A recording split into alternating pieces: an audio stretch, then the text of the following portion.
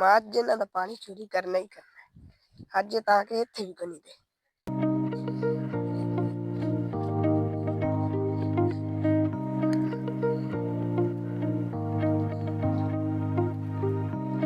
ਪਾਣੀ ਲਾਇਆ ਤੇ ਪਾਣੀ ਤੇ ਤਾਂ ਫੇਰਾ ਲਾਈਏ। ਉਹ ਬੰਦਾ ਸਾਡਾ ਪਾਣੀ ਚੋਰੀ ਕਰਦਾ ਪਿਆ।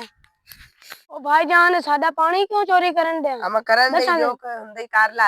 ਮੈਂ ਪੁੱਤਰ ਮੀਆਂ ਸਾਹਿਬ ਨੂੰ ਸੱਦ ਕੇ ਲਿਆਉਣਾ। ਤੂੰ ਡਰਾਮਾ ਬਣਾਇਆ ਤੂੰ ਅਸੀਂ ਹੁੰਦੇ ਨਹੀਂ ਤੇ ਤੂੰ ਪਾਣੀ ਚੋਰੀ ਕਰ ਲੈਣਾ। ਆਮ ਕਰਦਾ ਮੈਂ ਸੱਦ ਕੇ ਲਿਆਉਣਾ ਮੀਆਂ ਜਾ ਸਾਹਿਬ। ਤੂੰ ਅਸਲ ਤਾਂ ਬਾਬਾ ਚੰਗੀ ਹੋ ਗਈ ਮੀਆਂ ਸਾਹਿਬ ਆਇਆ ਜੀ ਉਹ ਬੰਦਾ ਸਾਡਾ ਪਾਣੀ ਚੋਰੀ ਕਰ ਗਿਆ। ਕਿੱਥੇ?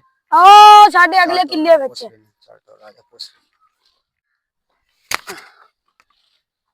ਆ ਵੇਖਾਂ ਜੀ ਉਹ ਬੰਦਾ ਜਿਹਨੇ ਸਾਡਾ ਪਾਣੀ ਚੋਰੀ ਕੀਤਾ। ਨਜਮ ਪੁੱਤਰ ਤੂੰ ਉਹਨਾਂ ਦਾ ਪਾਣੀ ਕਿਉਂ ਚੋਰੀ ਕਰਦਾ ਹੈ? ਉਹ ਤੈਨੂੰ ਪਤਾ ਨਹੀਂ ਪਾਣੀ ਚੋਰੀ ਕਰਨਾ ਕਾਨੂੰਨਨ ਜੁਰਮ ਹੈ। ਪਾਕਿਸਤਾਨ ਦੇ ਕਾਨੂੰਨ ਦੇ ਮੁਤਾਬਕ ਤਾਜ਼ੀਰਾਤੇ ਪਾਕਿਸਤਾਨ 1860 ਉਹਦੀ ਦਫਾ 433 ਉਹਦੇ ਤਹਿਤ ਕਿਸੇ ਬੰਦੇ ਦਾ ਤੁਸੀਂ ਪਾਣੀ ਚੋਰੀ ਕਰਦੇ ਹੋ ਨਾ ਤੇ ਤੁਹਾਨੂੰ ਮੇਰਾ ਪੁੱਤਰ 5 ਸਾਲ ਕੈਦ ਹੋ ਸਕਦੀ। ਠੀਕ ਹੈ, ਇਹ ਕੰਮ ਚੰਗਾ ਨਹੀਂ।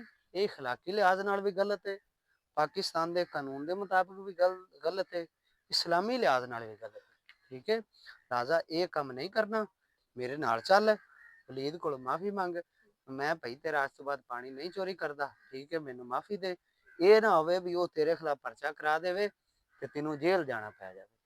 ਠੀਕ ਹੈ ਨਾ, ਚੱਲ ਆ ਮੇਰੇ ਨਾਲ।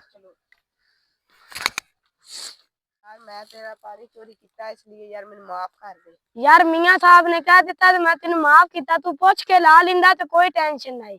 जा यार तेन माफ किया। ਚੋਰੀ ਦੀ ਸਜ਼ਾ ਜਿਵੇਂ ਕਿ ਤੁਹਾਨੂੰ ਅਸੀਂ ਪਹਿਲੇ ਦੱਸੀ ਹੈ, ਪਾਕਿਸਤਾਨ ਦੇ ਕਾਨੂੰਨ ਦੇ ਮੁਤਾਬਕ ਪਾਕਿਸਤਾਨ ਪੀਨਲ ਕੋਡ 1860 ਉਹਦੀ ਦਫਾ 430 ਦੇ ਮੁਤਾਬਕ ਪਾਣੀ ਚੋਰੀ ਦੀ ਸਜ਼ਾ 5 ਸਾਲ ਕੈਦ ਹੈ। ਲਿਹਾਜ਼ਾ ਪਾਣੀ ਚੋਰੀ ਕਿਸੇ ਦਾ ਨਹੀਂ ਕਰਨਾ। ਇਹ ਇਖਲਾਕੀ ਲਿਹਾਜ਼ ਨਾਲ ਵੀ ਗਲਤ ਹੈ, ਪਾਕਿਸਤਾਨ ਦੇ ਕਾਨੂੰਨ ਦੇ ਮੁਤਾਬਕ ਵੀ ਇਹ ਜੁਰਮ ਹੈ ਤੇ ਇਸਲਾਮੀ ਲਿਹਾਜ਼ ਨਾਲ ਵੀ ਇਹ ਗੁਨਾਹ ਹੈ। ਠੀਕ ਹੈ, ਤੇ ਸਾਨੂੰ ਆਪਣੀਆਂ ਦੁਆਵਾਂ 'ਚ ਯਾਦ ਰੱਖਿਆ ਜੇ। ਕੈਸੀ ਲੱਗੀ ਸਾਡੀ ਇਹ ਤੁਹਾਨੂੰ ਵੀਡੀਓ? ਮਜ਼ੀਦ ਵੀਡੀਓਜ਼ ਵਾਸਤੇ ਸਾਡੇ ਚੈਨਲ ਨੂੰ ਸਬਸਕ੍ਰਾਈਬ ਕਰੋ, ਲਾਈਕ ਕਰੋ, ਸ਼ੇਅਰ ਕਰੋ।